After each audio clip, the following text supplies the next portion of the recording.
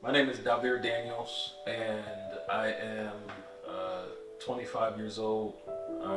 I'm a mental health therapist, and grief is something that I am very familiar with. Um, I would say the first time I experienced grief was back in 2011, September 3rd to be exact, when my mom passed away. And obviously, as you can imagine, this is a moment that changes everything. So my dad calls me. He's like, "Hey, I'm around the corner.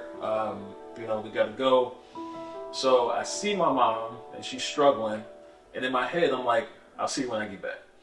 So we leave, get to the church.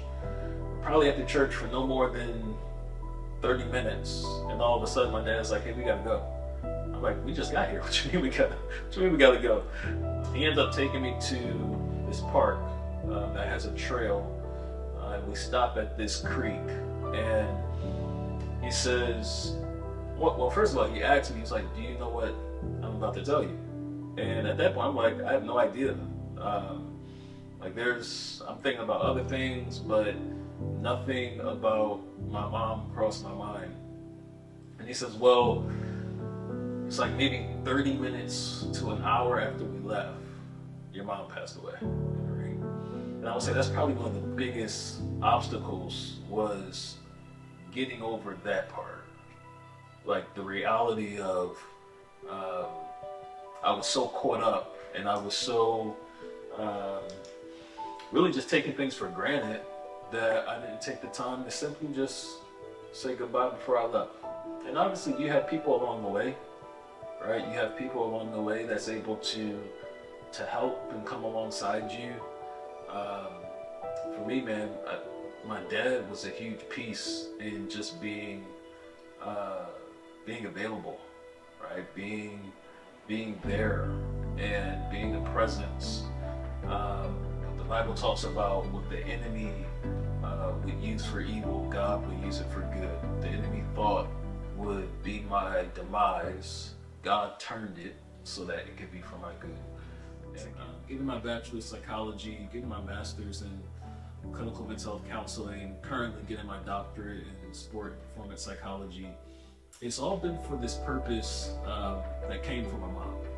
I remember being 8, 9, 10 years old, and she would always say, "Baby, I need you to be a doctor or a lawyer, um, or just somebody who makes a whole bunch of money because you got to buy mommy a house on the hill." I remember having a conversation with my wife, and at the time I think we were just friends at this time in college, and I told her that story, and she said, "Man, that would be a great name for a business." And I said, "I think you're on to something." House on the Hill, how do we develop a space where we can start to bridge the gap between mental health and people?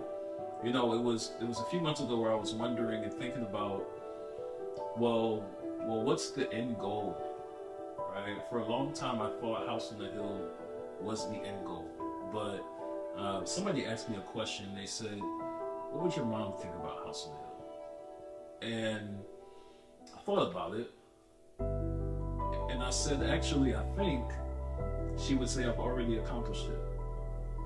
That the House on the Hill isn't a business. House on the Hill has always been who I would become."